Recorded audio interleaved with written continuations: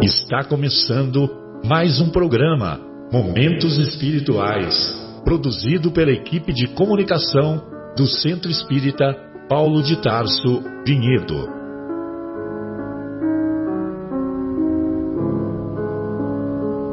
Se guardas contigo o estigma do sofrimento, indagando pela solução dos velhos problemas do ser e da dor, se percebes a nuvem que prenuncia a tormenta e o vórtice traiçoeiro das ondas em que navegas, vem conosco, estudemos a rota de nossa multimilenar romagem no tempo, para sentirmos o calor da flama de nosso próprio espírito, a palpitar, imorredouro na eternidade, e acendendo o lume da esperança, perseveremos juntos em exaltação de alegria que Deus, o Pai de infinita bondade, nos traçou a divina destinação para além das estrelas.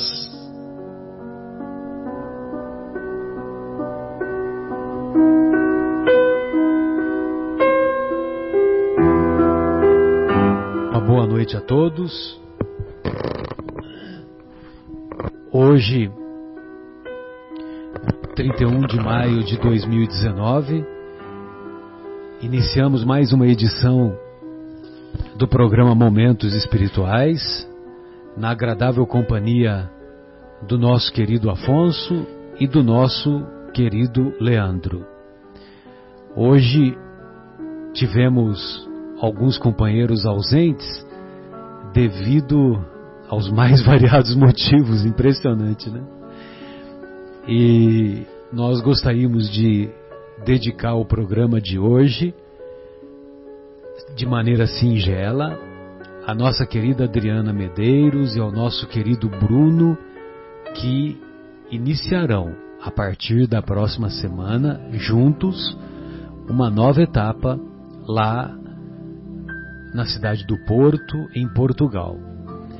E nós gostaríamos que vocês recebessem o nosso carinho, a nossa lembrança perene e a certeza de que vocês, da mesma maneira que distribuíram a luz intensa do coração de cada um de vocês, vocês também saberão repartir essa mesma luz com os nossos irmãos lá de Porto, em Portugal. Muito bem, hoje nós vamos estudar o capítulo 23 de O Evangelho segundo o Espiritismo, capítulo intitulado Moral Estranha, e isso na primeira hora. E na segunda hora estudaremos o capítulo 39 da obra Nosso Lar, intitulado Ouvindo a Senhora Laura. No capítulo 23, lá do Evangelho segundo o Espiritismo, então nós temos várias manifestações dos ensinos do Mestre que, numa primeira abordagem, parecem estranhas, parecem contraditórias. Então nós vamos encontrar o Mestre dizendo abandonar pai, mãe e filhos. Vamos encontrar o Mestre dizendo deixar aos mortos o cuidado de enterrar seus mortos. Vamos encontrar o Mestre dizendo odiar os pais.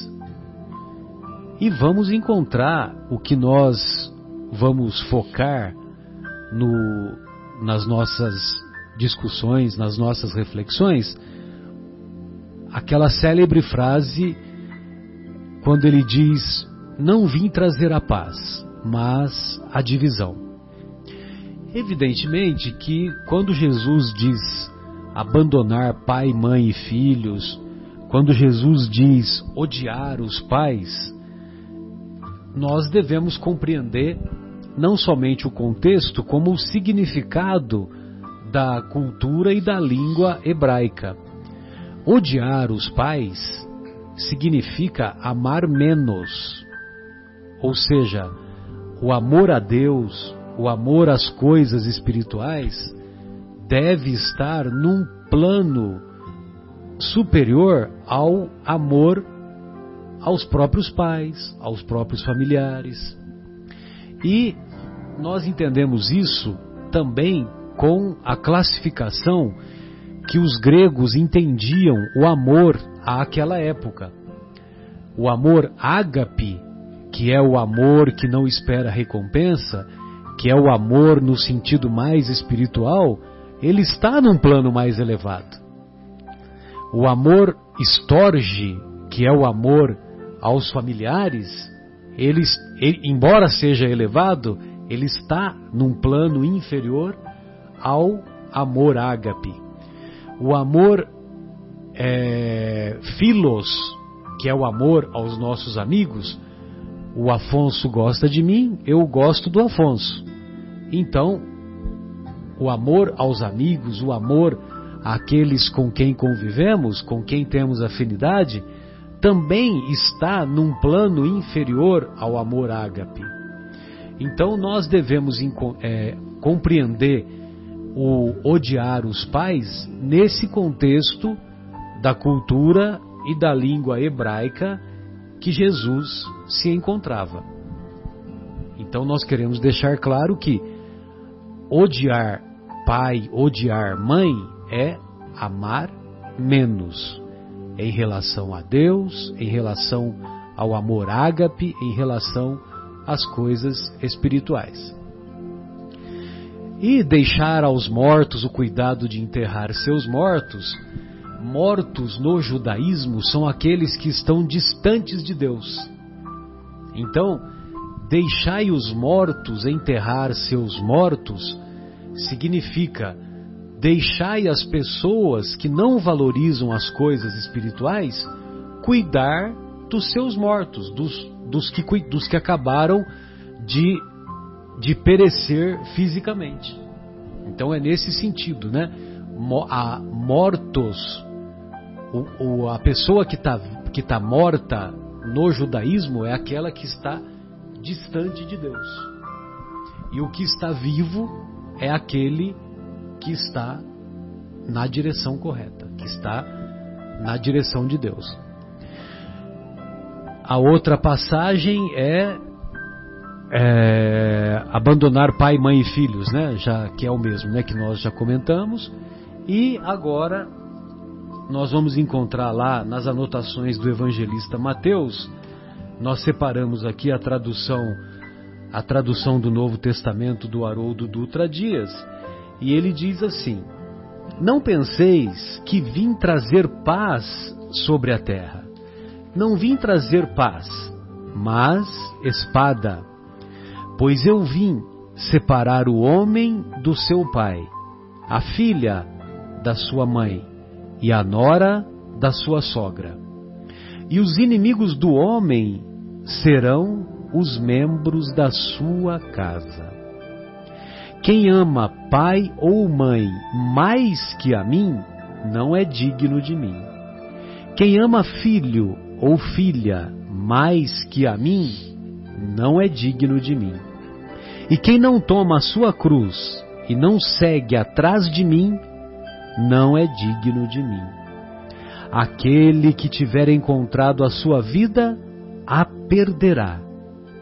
E aquele que tiver perdido a sua vida, por minha causa, a encontrará.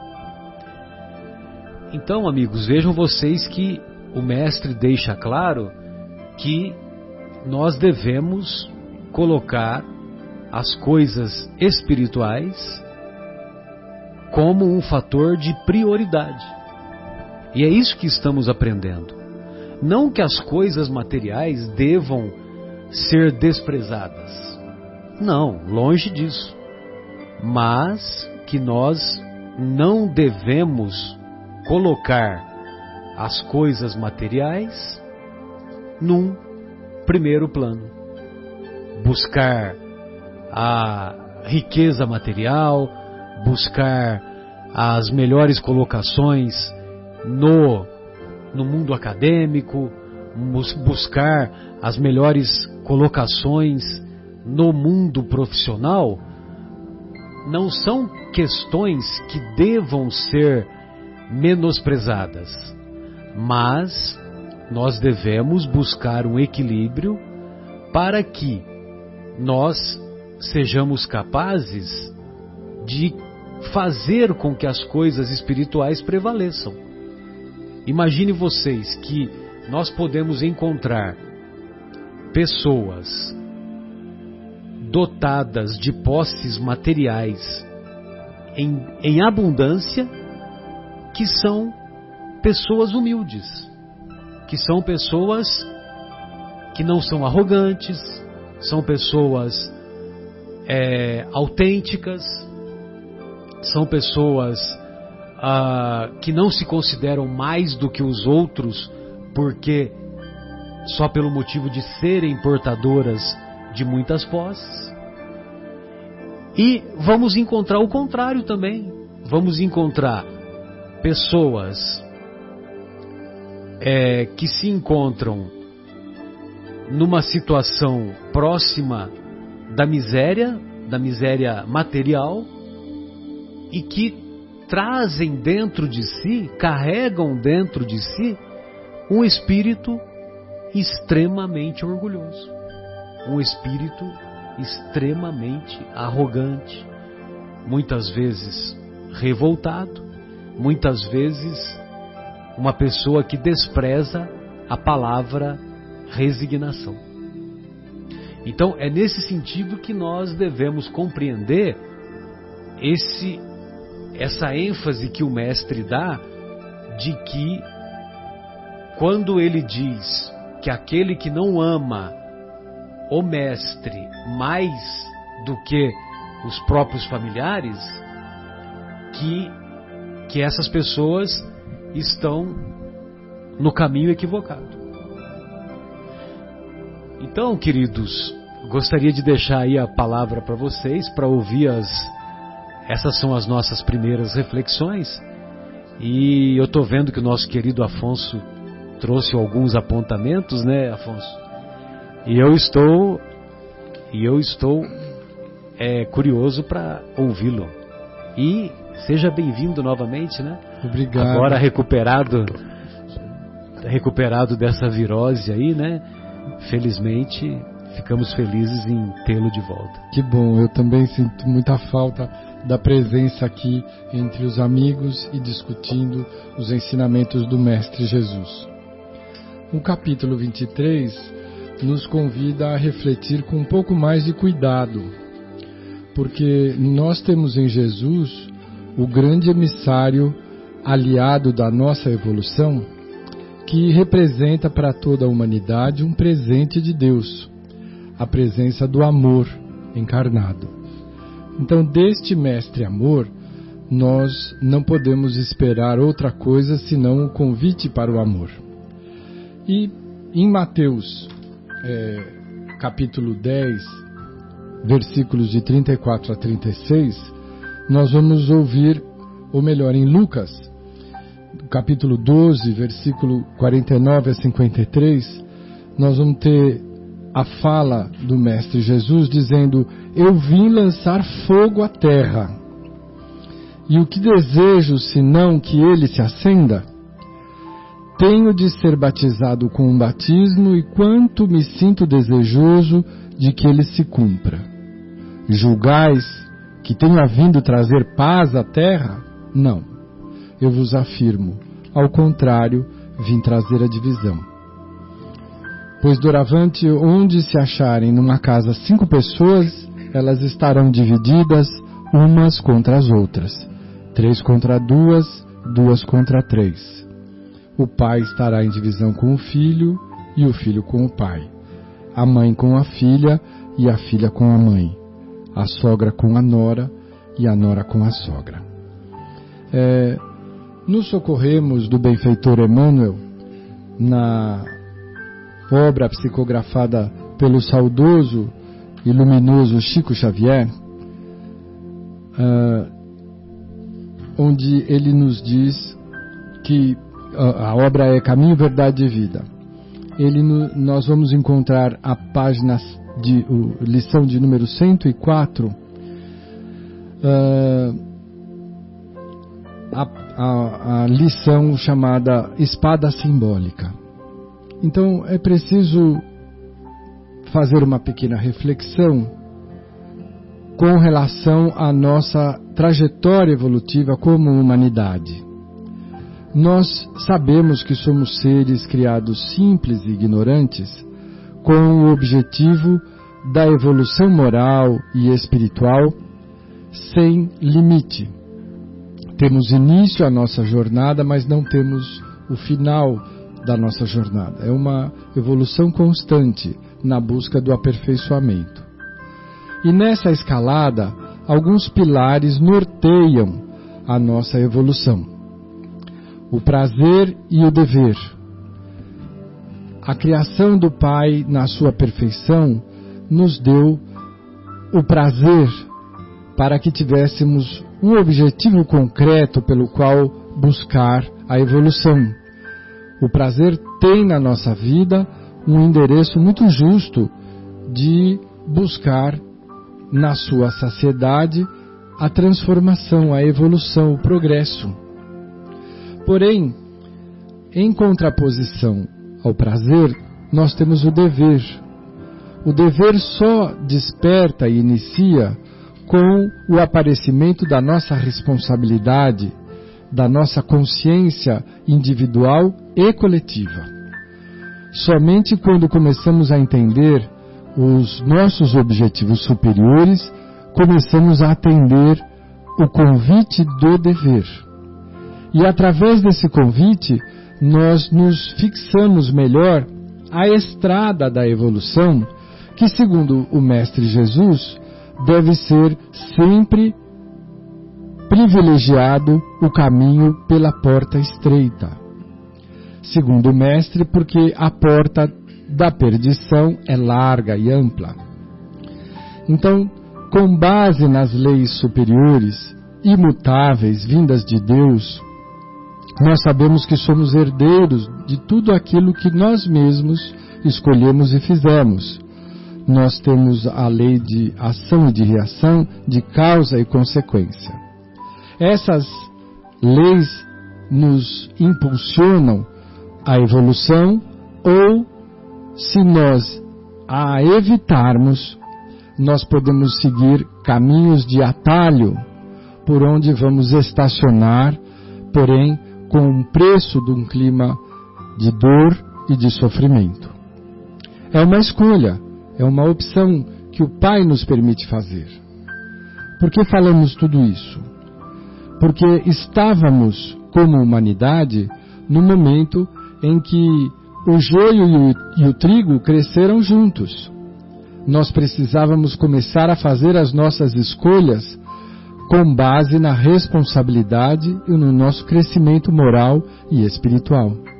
O prazer ainda falava muito alto aos nossos corações, e o dever tinha um apelo muito fraco, muito sutil, a ponto de não nos mobilizarmos nas nossas escolhas na direção espiritual. Então recebemos o grande presente do Pai, que na sua misericórdia nos envia um Filho muito amado, para que com a sua presença Ele nos desperte, Ele nos diga: estamos na vida em busca de evolução e crescimento moral e espiritual. As escolhas que fizermos terão sempre consequências que precisaremos arcar. E aí entendemos que o Cristo nos fala de uma espada de luta. A espada sempre representou a luta, mas é uma luta sem sangue, é uma luta da consciência que busca estabelecer uma transformação a ponto de fugirmos da estrada larga e nos direcionarmos à porta estreita, atendendo aonde aonde a lei divina está inscrita em nossa alma, que é a nossa consciência. Quando começamos a atender aos apelos da consciência, começamos a nos transformar.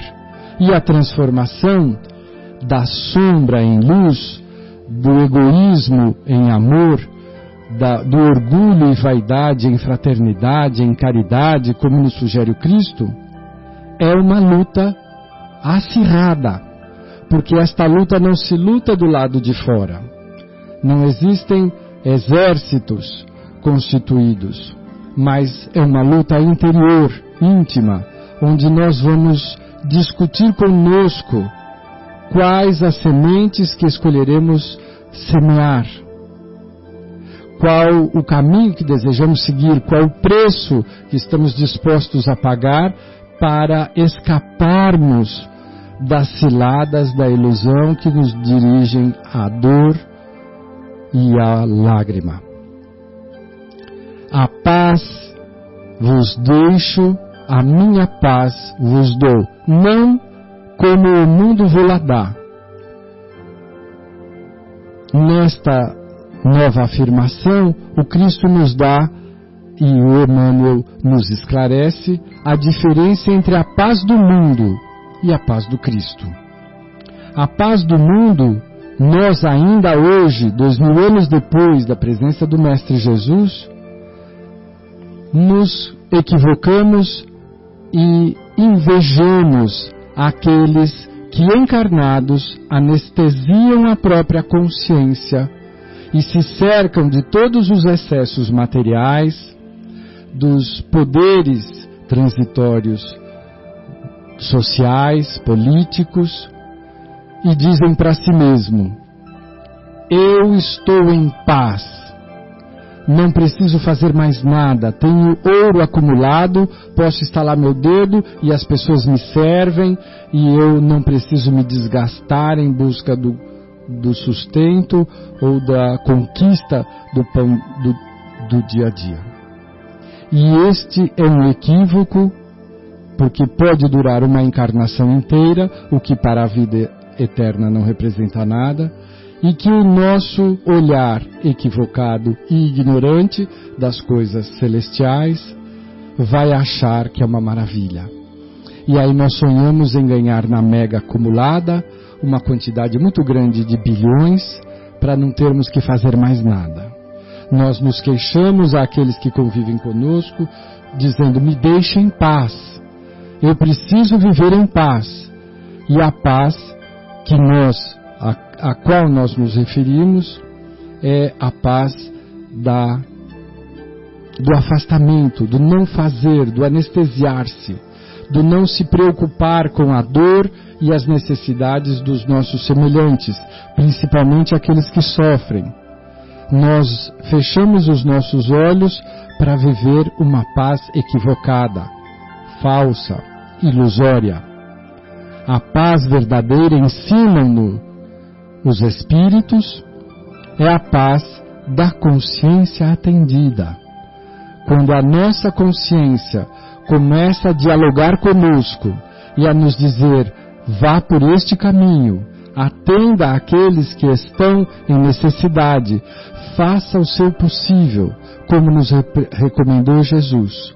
Retribua todo o mal que te fizerem com o bem possível, o que estiver ao teu alcance. Se alguém te pede a túnica, dá-lhe também a capa. Se alguém te pede caminhe 10 passos, caminha 1000. Aquele que quiser ser o maior, seja o que serve a todos. O Cristo não escondeu, deixou-nos claro, cristalino, o ensinamento de que a nossa felicidade reside em atender, na medida das nossas possibilidades, àqueles que necessitam e que estejam em torno de nós, próximos ou distantes. Esta a espada simbólica a que o Cristo se refere. Este o fogo que ele diz que está desejoso de que ele se acenda no mundo todo, porque precisamos acordar das ilusões seculares, milenares, em que nos encantamos com as coisas do mundo que têm duração transitória e finita. Nos desgastamos buscando o mal quando necessitaríamos buscar o bem. Nos esforçamos em busca de uma paz equivocada e sem ação, sem atitude, que nos corrompe as melhores possibilidades, quando deveríamos estar nos esforçando para atender a tudo e a todos de acordo com a nossa possibilidade. Esta paz advinda do serviço desinteressado ao bem é a prática do amor em ação, é a prática da caridade.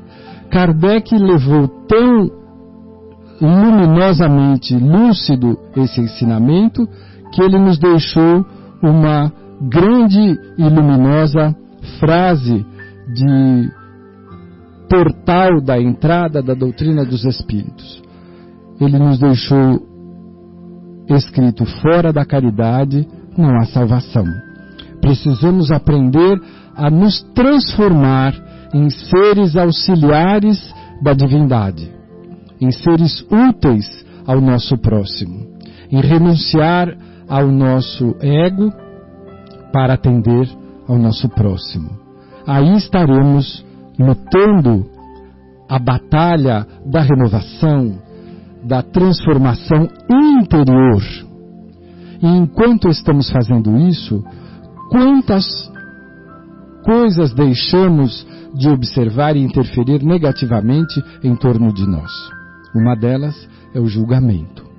Não julgueis para não serdes julgados. E uma das coisas que mais fazemos apressadamente, velozmente, é estabelecer preconceito e julgamento de situações, seres, ideias, de uma forma muito preconceituosa.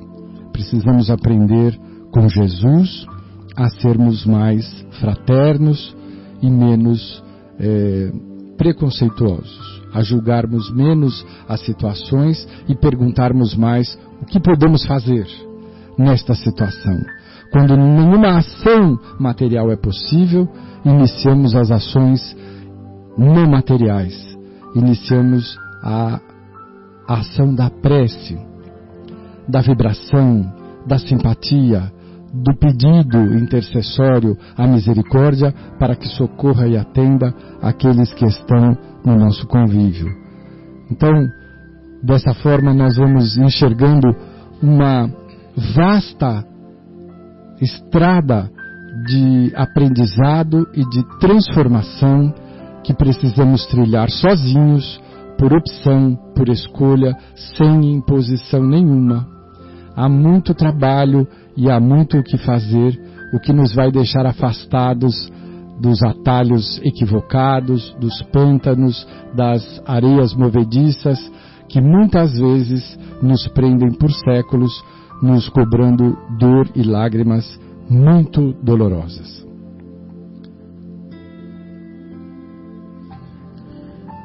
Muito boa reflexão, sensacional, muito obrigado. Que lindo, extremamente pela inspirado. Mensagem, né? Leandro, você gostaria de fazer alguns comentários? Fique à vontade, por favor. Gostaria sim. Bom, a gente se recorda, né, que quando Jesus, depois de desencarnado, ele esteve, né, digamos assim, aparecendo, as suas aparições aos seus discípulos por aproximadamente 40 dias. E essa é a principal razão porque ele ficou famoso, né? Exato.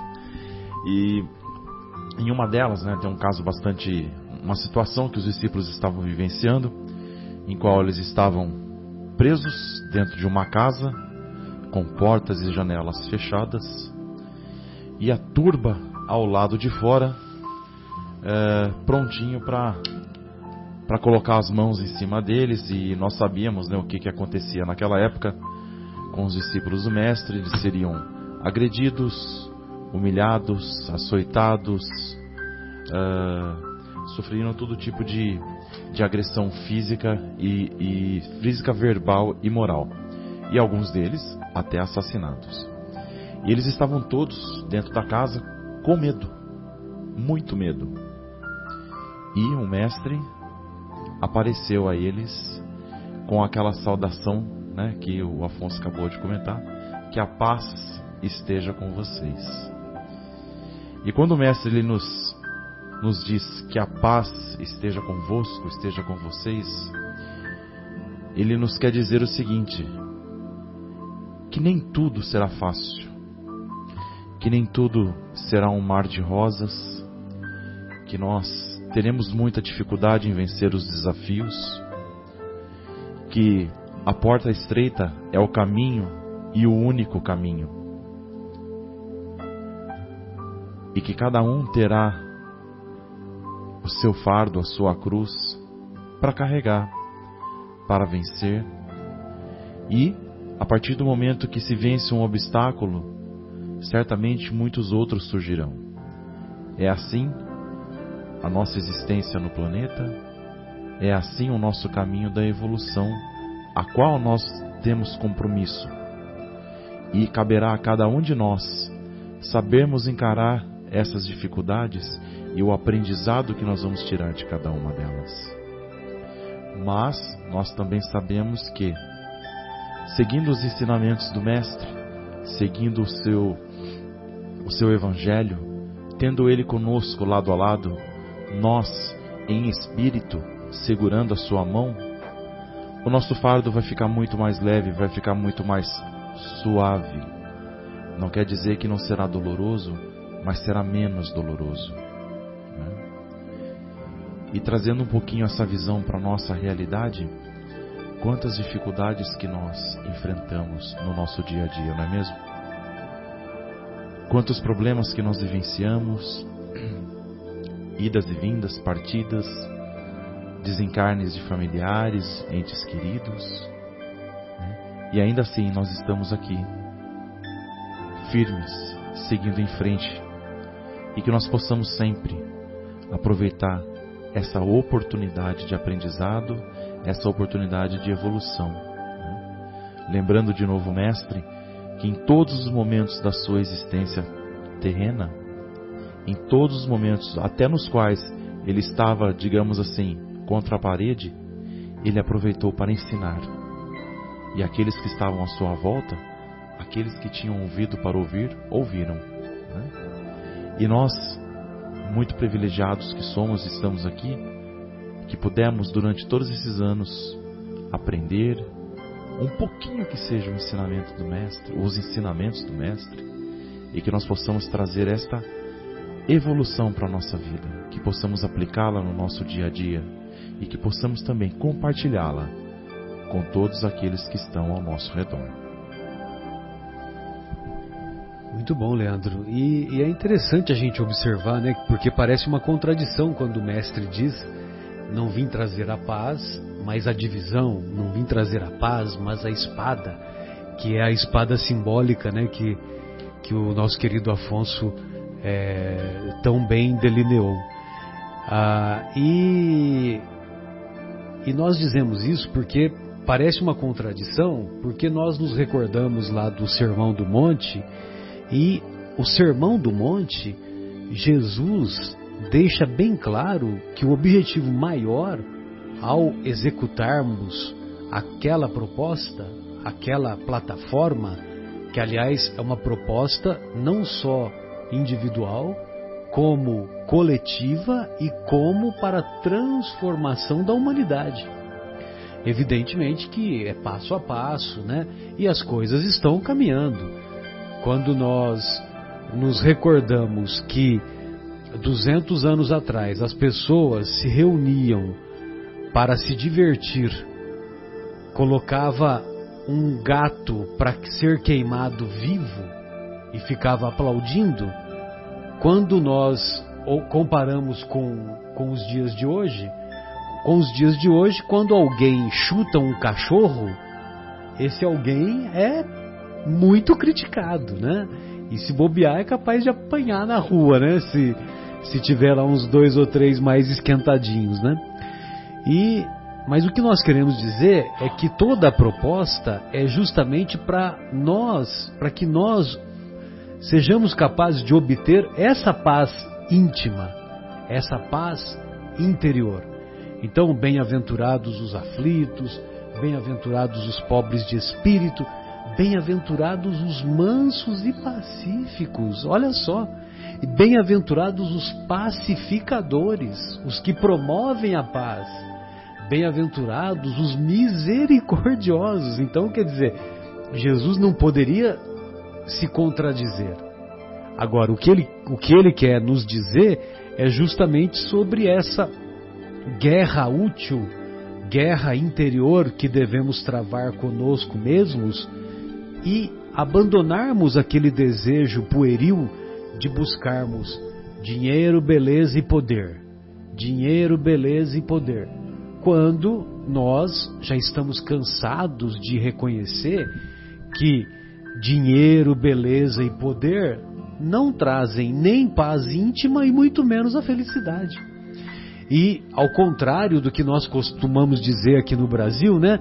Nós costumamos dizer que dinheiro não traz felicidade, manda buscar, né? A gente costuma fazer essa brincadeira, mas na verdade não é o que acontece, é um equívoco muito grande. E as pessoas que são dotadas de fortuna e que são apegadas ao dinheiro, elas sofrem muito para manter aquela fortuna, elas sofrem muito para manter aquele padrão de vida, elas sofrem muito porque se elas são donas de empresas, elas têm que despender um grau elevado de energia para poder manter toda aquela estrutura. Então, e isso traz uma ansiedade muito grande. Tanto é que, não raro, nós observamos famílias muito ricas que os descendentes colocam tudo a perder, né? É muito frequente a gente observar isso. Os filhos, os netos acabam se desfazendo, né? Eu me lembro quando eu era mocinho, né? Na década de 70, a gente ouvia, não, porque a família Matarazzo tem uma mansão na Avenida Paulista, né? E passaram-se alguns anos, nós tomamos conhecimento que infelizmente, né? Lógico que nós não desejamos para ninguém, que o grupo Matarazzo entrou em falência. Sim. Então você imagina, né? Toda aquela... Por favor, eu só estou citando a família Matarazzo como exemplo, que foi noticiado e tal. Um caso conhecido. Mas por um caso conhecido, não que nós queremos, não que seja o nosso desejo fazer comentários negativos a respeito da família ou dos seus componentes. Mas eu fico imaginando, sabe, Afonso, quando tinha lá na década de 50, Leandro, todas aquelas fábricas funcionando e contratando, aquela efervescência toda, aquele império econômico, quando 20, 30 anos depois, aquele império veio à falência. Da mesma forma, as pessoas que se ocupam achando que a beleza é o que vai trazer a felicidade e buscam todas as cirurgias que são passíveis, buscam todos os tratamentos, todos os cremes, e nós não somos contra o progresso da sociedade. A dermatologia, a cosmetologia traz muitos benefícios e não há mal nenhum em a flor querer tornar-se mais bela. Me recordo com alegria dessa entrevista do Pinga Fogo do Chico Xavier. Eu não sei se vocês se lembram que num determinado momento uma pessoa perguntou sobre a cirurgia plástica para o Chico, e o Chico falou isso, né? Ele disse: mas minha querida, que mal há em a flor querer tornar-se mais bela? E realmente, você sabe que eu falo isso para as pacientes, né? E as pacientes ficam encantadas, né? E se sentem estimuladas, entendeu? Mas lógico que uma coisa é você fazer uma correção, uma coisa é você usar de determinados cuidados, não só as mulheres, como também os homens, mas outra coisa é você viver só em função disso, né? Fazer inúmeras cirurgias, se submeter a inúmeros tratamentos e tudo isso em busca de uma situação transitória, uma situação fugidia, que mais cedo ou mais tarde vai ter o encontro da pessoa consigo própria e ela vai fazer a pergunta, né? De que me valeu tudo isso? Então, quando Jesus nos convida a essa reflexão, não vim trazer a paz, mas a divisão, ele nos convida a buscar essa guerra útil, que é a mensagem que nós separamos aqui da obra Vivendo o Evangelho. Olha só como o André Luiz é muito feliz. Ele diz assim: batalhe contra os defeitos que lhe dificultam o esforço da renovação íntima. Contra os defeitos que dificultam o esforço da renovação íntima. Aniquile a inveja, a solidariedade é que serve. Então, a inveja, coisas materiais. Solidariedade, espiritual. Elimine a hipocrisia, a sinceridade é que conta. Ataque o cinismo, a honradez é que convém. Destrua a vaidade, a modéstia é que vale. Lute contra o egoísmo, a caridade é que salva. Olha só, fora da caridade não há salvação. E quando tem essa bandeira da doutrina espírita, né, fora da caridade não há salvação, salvação nós devemos entender como uma pessoa que está lá na beira do abismo, né? Então, se aquela pessoa não buscar o caminho da caridade, ela vai para o abismo mesmo. Nós vamos para o abismo, se nós nos afastarmos da conduta de caridade. Exatamente. Então, é nesse sentido que devemos entender salvação. No sentido de cura, no sentido de educação, no sentido de trilhar o caminho e de sair da margem do caminho. Trilhar o caminho reto, o caminho do centro. Expulse a violência, a calma é que ajuda. Debele a descrença, a fé é que protege. Brigue contra a vindita, o perdão é que resolve. Extermine o ódio, o amor é que constrói. Destroce a mentira, a verdade é que defende. Veja bem, às vezes tem pessoas que estão tão acostumadas a mentir, e às vezes ela não se lembra da primeira mentira, ela se confunde e entra numa contradição ainda maior, né? Ao passo que se você fala a verdade, então você não está entrando em contradição. Você não vai ser, mesmo que você esqueça, você está falando a verdade. Então, não à toa, o Mestre nos trouxe aquele ensinamento: buscai a verdade e a verdade vos libertará. Conhecereis a verdade e a verdade vos libertará. Destrua a intolerância, a paciência é que socorre. Derrote a cólera, a brandura é que interessa. Combata o orgulho, a humildade é que importa. Realmente, tudo isso é ato de guerra contra os inimigos da transformação moral entrincheirados na intimidade da alma. Olha só, trincheiras na intimidade da alma. Contudo, é guerra útil que conduz ao bem, e por isso mesmo, com respeito a ela, não se fala em tratado de paz. Então não se fala em tratado de paz quando o objetivo é nos esforçarmos para que a nossa renovação íntima se estabeleça. É nos esforçarmos para que os valores morais prevaleçam sobre os valores materiais. Que a ética prevaleça contra o comportamento antiético. E assim por diante. Bem, amigos, nós estamos aqui quase caminhando para o finalzinho dessa primeira hora e gostaria de ouvi-los aí em alguma mais outra observação. Fique à vontade.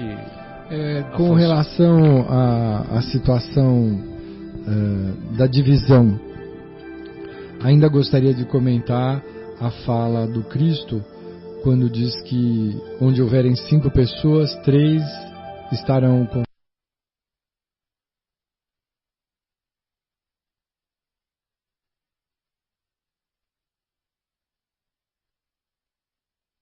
de crescimento e de renovação que a divindade nos concede. A família material encarnada propicia a reunião daqueles que ainda não estamos em entendimento fraterno.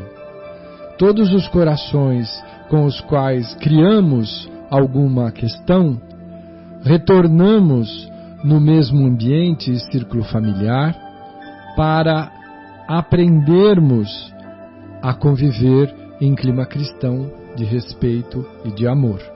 Se não no amor universal, desejável, ideal, pelo menos num clima de tolerância. E onde estivermos reunidos, em família, ou nos ambientes de trabalho, ou nos ambientes doutrinários, ou nos ambientes sociais, nós encontraremos corações que estagiam em diferentes patamares de evolução e de maturidade espiritual. Portanto, esta compreensão nos leva a entendermos que não podemos exigir do outro aquilo que o outro não nos pode conceder. Isto diminui em muito os atritos, a irritação, os duelos mentais, os duelos verbais, os duelos vibratórios que tão mal nos fazem. E aquele desejo ainda equivocado e infantil de termos um clima da paz do mundo, que é um clima ilusório. Até fechando essa história, eu trouxe uma citação novamente do Emmanuel, mas do Vinha de Luz, da lição 105, que ele diz: não te esqueça, contudo, de que a paz do mundo pode ser muitas vezes o sono enfermiço da alma. Nossa alma precisa da ação vigorosa e saudável do perdão e do exercício da tolerância. Em família, em trabalho, onde estivermos, não criemos atrito, mas criemos um ambiente de tolerância, de compreensão e de fraternidade. Muito bem, bem lembrado aí dessa exposição. Da capítulo 105, né, do Vinha de Luz, né? Muito bom. Leandro, fique à vontade, gostaria de ouvi-lo.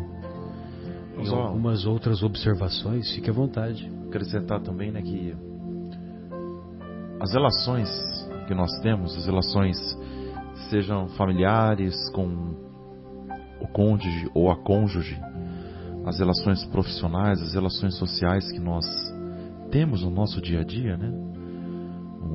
Uma ida a um banco, uma ida a um supermercado, uma farmácia, uma consulta com um médico, um dentista. Todas essas relações, elas estão aí para nós nos reeducarmos. Que todas as relações nós podemos ter a certeza de que nem todas elas fluirão harmonicamente. Algumas delas serão conflituosas e outras não. Mas de qualquer forma, mesmo aquelas que estão em harmonia e aquelas que não estão, servirão para a nossa reeducação, servirão para o nosso aprendizado, para o nosso seguir em frente, em busca da melhoria pessoal e espiritual. esse ponto só que eu gostaria de colocar. E a reeducação traz o aprendizado. E aprender, segundo a neurociência, segundo a visão neurológica da felicidade, aprender é o que mais dá a sensação de preenchimento, a sensação daquilo que nós chamamos de felicidade.